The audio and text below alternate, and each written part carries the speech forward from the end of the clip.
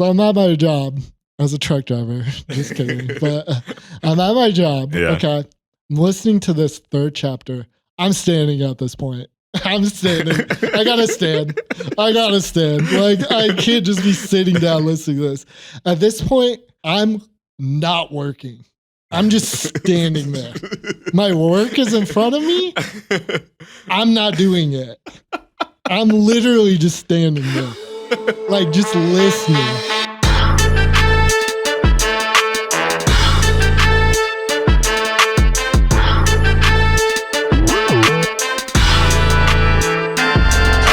So I read The Return of the King. Ooh, very nice. Is and this by the last read, one? I mean, I'm a trucker, so I listened to it on audiobook. He's wearing a hat, people. I can confirm.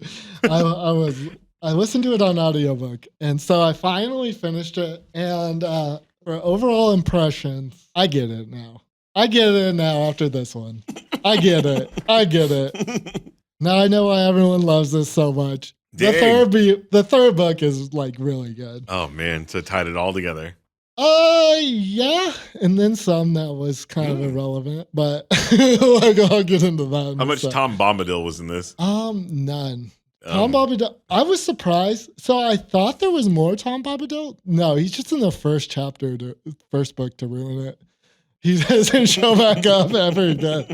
Apparently, like they've talked about him just a tiny bit, I think, maybe, but like he doesn't really come back at all. Like he's just kind of super irrelevant. All right. But yeah, the third book is pretty good, and yeah, there's a lot of cool stuff in it. Like the Siege of Gondor is really sick. That was really tight. The orcs are like throw heads of all the people. Like it's like surprisingly brutal. Jeez. Yeah, like they like throw the heads of all like the townspeople into the like gates of Gondor. Yeah. That part is pretty sick. And then Aragorn comes back, and he's kind of OP in this book, but it's good because everybody loves him. He's super lovable. So Aragorn like goes in this book and ends up raising the army of the dead. I don't know how that worked, but like brings all the ghosts back to fight and ends up like winning that battle. But like basically they're still screwed. So they end up having to go to like basically everything in this book just like hinges on whether or not Frodo can get the ring into the fire. Dang. Yeah, basically. Yeah. And that part's pretty good. Like there's lots of Sam in this book. Huge fan of Sam. Huge fan of my boy Rudy.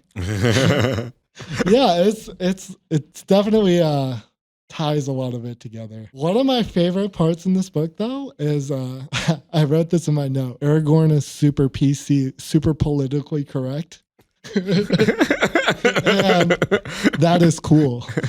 He's like a woke SJW cuck, and we love him for it. He just like, dude, I just like genuinely appreciate how Aragorn is in this book. So like, he like single-handedly wins the entire battle of the Siege of Gondor for him. Cause like everyone's like, don't go to the dead, what is it called? Like it's like Dead Pass or something. Oh man. Cause there's like all these like ghosts or whatever. And he does it anyways and brings them back as an army and single-handedly wins. Jeez. And then he comes back into the town and he's like the rightful king technically. Cause like his bloodline or whatever. I don't know how it works. But like basically the prophecy says that he's the king. But he's like, oh, I don't want to like upset anyone. So I'm just gonna stay outside of the castle. What? Yeah, because he's trying to be politically correct. Dang. And it's cool. It's cool. Even though he's a woke SJW guy. And like he goes in and like heals everyone because that's like part of the prophecy is that. So a lot of people get like this weird sickness from like the ring wraiths. Uh-huh. Specifically, there's like this Faramir part, since we were talking about Faramir. Yeah. He gets hit by one of the ring wraiths. And they give you like, they call it, what is it? What is that 3-mana card that kills one once? Oh, the breath? The Black Breath. Yeah. That's like a disease. Oh, so that's a like thing? It's like a curse. Yeah. Oh, man. They have the Black Breath. So like if you like try to kill a ring wraith, And Pippin does it in this book, like one of the little hobbit guys. Yeah. Tries to kill one of the ring wraiths, and he gets the black breath, and so does Eowyn, who ends up being Faramir's wife, and Faramir gets it too.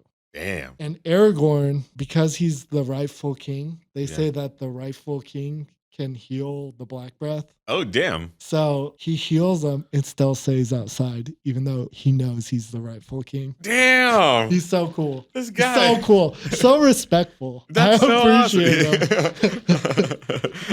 I really appreciate how respectful he is. Huge fan of Aragorn in this book. He's sick. Oh, man. And then there's so after that, he like doesn't take his rightful throne. Yeah.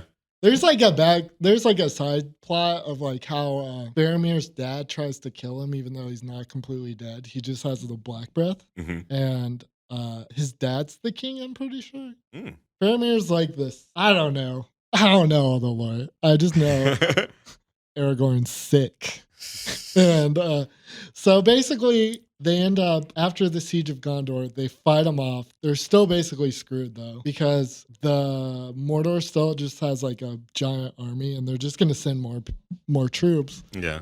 and wipe them out. So Aragorn decides to go to Mordor and attack them, which is sick, on the Black Gate. So the Black Gate is the best card in this format. It's also a real place in the book. And that's where Sam and Frodo were in the last book. Oh, man. So they basically go to Mordor just to distract them, Jeez. which is tight. And basically knowing that they will completely lose, but just to distract them for long enough for Frodo and Sam to get the ring in the fire. And so that leads us to the best part of this entire book and why I think it's so good, which is Sam and Frodo go into the Mountain of Doom. 10 out of 10. Actually amazing. Super good writing. Yeah. Like, it's just like, you just feel it, right? Like, Dang. because like, it's super hard for him. And basically Frodo is like so burdened by the ring that like he can't go very fast. Shit. So like Sam is like hard carrying. like Sam is like hard carrying throughout this entire book. Oh my God. And like he's like giving Frodo his last gulp of water and like his last rations of food. Just trying to keep him alive long enough to get to the Mountain of Doom. And they're like basically dead at the point where like they're like out of food, out of everything. Like they're gonna die. Jeez. By the time they get to the top, Gollum comes back, bites off Frodo's ring. And basically Frodo doesn't even like throw the ring in. Gollum bites his finger off and falls into the fire. Damn. Yeah, so like Frodo wasn't gonna throw the ring in. Jeez. Like legit wasn't. He just accidentally won, right? Like yeah, so that happens. And So is Gollum like the actual hero of the book? Just they say that. They like right? even bring that up a little bit. Like Frodo brings that up whenever they're like sitting on so they throw it in, the mountain starts to explode, they sit on the edge and basically just wait to die. Frodo basically just waits to die. But Sam is low-key still fighting. damn. Sam is like not ready to die. And like that part, like I'm a sensitive man. Okay. I'm tough. Yeah. I'm tough. Yeah. I'm a sensitive man. So I'll just tell this whole story. This is so funny. This is genuinely so funny. So I'm at my job as a truck driver. Just kidding. But I'm at my job. Yeah. Okay. I'm listening to this third chapter. I'm standing at this point. I'm standing. I gotta stand. Like I can't just be sitting down listening to this. At this point, I'm not working. I'm just standing there. My work is in front of me. I'm not doing it. I'm literally just standing there. Like just listening, like trying to figure out what happens to these poor little hobbit boys. And I'm just standing there, okay? The scene where like Frodo and Sam are sitting there and like Frodo has fully accepted his death. Sam's kind of like just starting to get there. A single tear rolls down my eyes. Oh man. And then I hear Roby. And so I turn and I realize that my boss is standing right next to me. And I turned. Oh man. With tears in my eyes, Geez. looking my boss right in the face. Okay.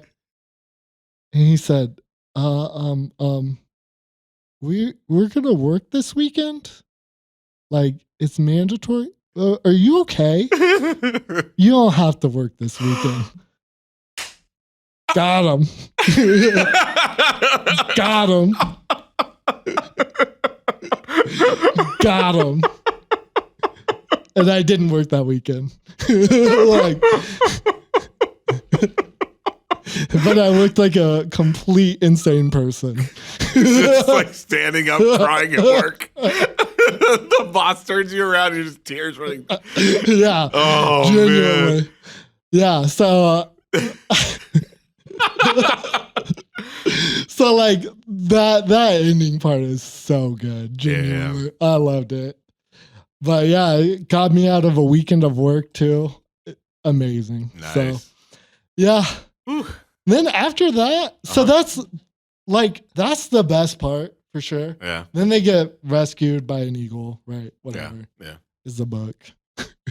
Gandalf saves them, and then there's like 5 chapters after that. Wow. Yeah, like they basically establish that Aragorn's king, which is cool. I like that. He like did it the right way. He wasn't like super pushy and like he was PC. And that's cool. And he ends up getting married to, I kept getting him mixed up in the book, Arwen and Eowyn. Oh, okay. So Aragorn, being the woke SJW cuck, is in an interracial relationship with the elf woman, which is beautiful. That's why he's my hero. And so he ends up marrying Arwen, which is Elrond, the 3-mana 3/2's daughter. So yeah. The 3-mana 2. The 3-mana 3/2's daughter. I don't think Arwen's a card. It's Aragorn and Arwen. She's like not that important to the story, I don't think. But yeah, I kept thinking like he was married to Eowyn, which is the Faramir's wife, though. It kept getting me mixed up. But yeah, that's cool. They run back into Bilbo, which he's like senile. It doesn't show that in the movies. Dang. It like just shows like Frodo like coming back to Bilbo and he's so happy and whatever. But like it's like kind of sad. Like he's like old and senile. Like he like falls asleep while he's telling him his stories and stuff. Like it's kind of sad, low key. And like basically the elf guy tells him that he's gonna die soon. That Bilbo's gonna die soon. Tells Frodo that. Dang. Which is super sad. But, oh man. Yeah, and then there's like a whole nother side plot that unfolds with the Shire. Where Saruman, who was like helping Sauron, they beat him in the second book. The tree people do by like undoing a dam. And they end up letting him go. And he goes to the Shire and he like enslaves the little hobbit people. Oh, no. And so Sam and Frodo have to go back to like enslaved hobbit people. And they basically end up like freeing the town. Right? Oh, wow. Which is super, super boring. Like, it's fine, right? Like, it's cool. Yeah. But, like, there's a part right before that where Frodo's like, yeah, I don't know if I could ever go back to the Shire. Like, I've changed as a person. Dang. After this. Wow. And so, like, the whole point of, like, him going back and like it being all bad and whatever is to like show that he's like changed or whatever. But like I don't think it's really necessary. And I thought like it was kind of like a low point after such a high point. Dang. Of like the Mountain of Doom with Sam and Frodo, where tears in my eyes getting off work. like that part was just like so. I don't know why they kept going. And basically they saved the Shire. And it's whatever. I could have lived without that part. That's not going to be in my abridged chapters you have to listen to. But yeah. Nice. Do you have any questions about the third book? Man. I loved it. I loved the third book, low-key. It was very good. I don't know why they had to have like even more of an epilogue there then. I don't either. Because you get this great climax, and it's just like we could just end it on the wedding. Yeah, like Arwen becomes king in the movies wedding. do. I'm pretty sure. Do they really? Okay. Do that, yeah, because like there's no need to really show that. Like, it's like J.R.R. Tolkien just wasn't done yet, but like the story itself was done. Yeah. Yeah, I got into an argument about some because like my F&Ms have turned into like arguing with people about the Lord of the Rings books since I started. You got the right set for it. Yeah. So the argument I've heard is that you need that to establish that Frodo has changed. But I didn't need it. I mean, he lost a damn finger. Yeah, he lost his finger, you. right? Golem bit it off. Yeah. Four-fingered hobbit, yeah. Four-fingered hobbit. I don't know how that works. Sam says something about it. Does he really? Yeah, whenever they're on like the cliff getting ready to die. Have you ever seen Toy Story 3? Yeah. It's like that. Oh. But like better because it's not as like manipulative and trash as that movie is, for sure. Like that movie's garbage and that's like lowest common denominator. Like tug at your heartstrings trash. This is like doing that right. Yeah. Like looking up and accepting your death. Kind of stuff. Like, yeah. It reminded me of that a little bit, but actually good. Yeah. So, yeah. Good stuff, man. Yeah, I think that's all I got for the last one. I recommend the last book. It's good. The second book is pretty good too. But I have to read all the other books before I read Okay. the last book. So this is what you do.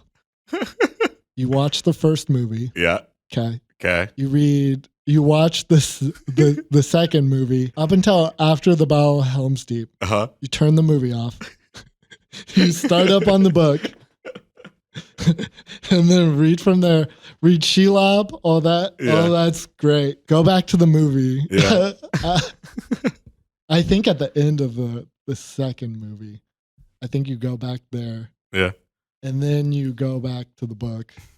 And then I haven't seen the third movie in a while, but I think you just read the third book. I think you read the third book. It sounds like it.